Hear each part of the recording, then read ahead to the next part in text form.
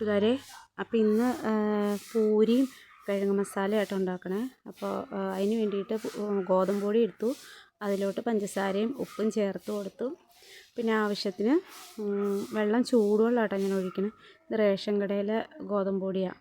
അപ്പോൾ അത് അരിച്ചെടുത്തേക്കണേ കേട്ടോ. എന്നിട്ട് വെള്ളം ഒഴിച്ചിട്ട് ശരിക്കും അമർത്തി തിരുമണം, അല്ലെങ്കിൽ വെന്ത് കയറി കുഴച്ച് കഴിയുമ്പോൾ ഏത് ഗോതമ്പ് പൊടിയാണെങ്കിൽ നല്ലോണം അമർത്തി തിരിഞ്ഞാലാട്ടോ വെന്ത് കയറി പൊടി ഇരിക്കാതിരിക്കുള്ളൂ. അപ്പോൾ ശരിക്കും നന്നായിട്ട് കുഴച്ചെടുക്കുന്നുണ്ട് കേട്ടോ. പച്ചവെള്ളം ചൂടുവെള്ളം അല്ലെങ്കിൽ നല്ല തിളപ്പിച്ച വെള്ളമാണെങ്കിൽ അങ്ങനെ ഇരിക്കും. തിളപ്പിച്ച വെള്ളം കണ്ടാൽ നല്ല സോഫ്റ്റായിട്ട് വന്നിട്ടുണ്ട്.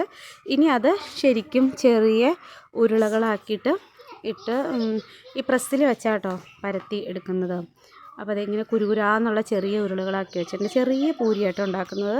അപ്പോൾ അങ്ങനെയാകുമ്പോൾ നമുക്ക് എണ്ണയും കുറച്ച് ഇങ്ങനെ കോമളച്ചും വരും. മറ്റേത് വലുതുണ്ടാക്കുമ്പോൾ എനിക്ക് അത്ര ഇതല്ല. ഇത് നല്ല കാണാനും നല്ല രസമല്ലേ.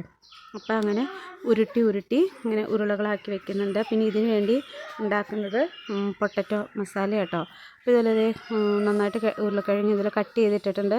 ആവശ്യത്തിനുള്ള വെള്ളം, പിന്നെ ഉപ്പും, പിന്നെ ആവശ്യത്തിനുള്ള മഞ്ഞൾപ്പൊടി ഇട്ടത് കുക്കറിൽ ഒരു വിസിലാട്ടോ വെക്കുന്നത്. മഞ്ഞൾപ്പൊടി ഞാനിട്ട് അപ്പോൾ ഒരു ശകലം കൂടിപ്പോയിട്ടാണ്. എന്നിട്ട് ഞാനത് എടുത്ത് കളഞ്ഞു, കൂടിപ്പോയത് കണ്ടോ.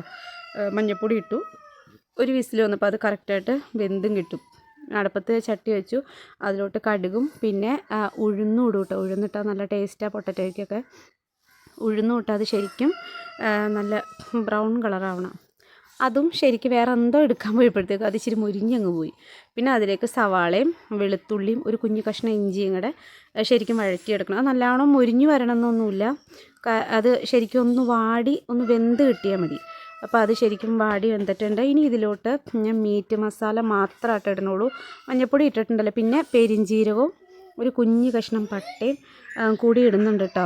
എന്നാലും അതിനൊരു പ്രത്യേക ടേസ്റ്റാണ്. പിന്നെ മസാലയും ഈ പറഞ്ഞ മീറ്റ് മസാലയും കൂടെ ഇട്ട് നമ്മുടെ വേവിച്ച് വെച്ച ഉരുളക്കിഴങ്ങും കൂടെ ഇതിലോട്ട് മിക്സ് ചെയ്യണം. അപ്പോൾ നല്ല ടേസ്റ്റായിട്ട് അങ്ങനെ മീറ്റ് മസാല ഞാൻ ഇടുന്നത്. അതും കൂടെ ഇട്ട് ശരിക്കും ഒന്നും കൂടെ ഒന്ന് യോജിപ്പിച്ചിട്ട് ഈ വേവിച്ച് വെച്ച് ഇതും കൂടെ അതിലോട്ട് ചേർത്ത് കൊടുക്കണം. അപ്പോൾ ഈ ചീഞ്ചട്ടിയിലേക്ക് ഇട്ടപ്പോൾ കുഞ്ഞ് ചട്ടിയല്ലേ, അപ്പോൾ അതിൽ തികയാത്ത കാരണം ഞാനത് കുക്കറിലേക്ക് ഇട്ട് കൊടുത്തു. എന്നിട്ട് ഇപ്പോൾ കണ്ട വെള്ളം പോലെ ഉണ്ട്, പക്ഷേ അത് കുറുകി കഴിയുമ്പോൾ ഇടയ്ക്ക് ഉരുളക്കിഴങ്ങൊന്ന് ഉടച്ച് കൊടുക്കണം. അപ്പോൾ അത് അതിൽ സ്ഥലമില്ലാത്ത കാരണം ഞാൻ കുക്കറിലേക്ക് തന്നെ ഇട്ട് കൊടുത്തു കേട്ടോ. പിന്നെ ഇപ്പോൾ വേണമെങ്കിൽ അരിപ്പൊടി ഒന്ന് ഇച്ചിരി വെള്ളത്തിൽ മിക്സ് ചെയ്തിട്ട് ഇതിലേക്ക് ഒഴിച്ചു കൊടുത്താൽ കുറുകി വരും. ഇതല്ലാണ്ട് തന്നെ കുറുകും കേട്ടോ. ഞാൻ കുറുകിയത് കാണിച്ചു തരാം. ഇപ്പം അത് എല്ലാം ആയി റെഡിയായി.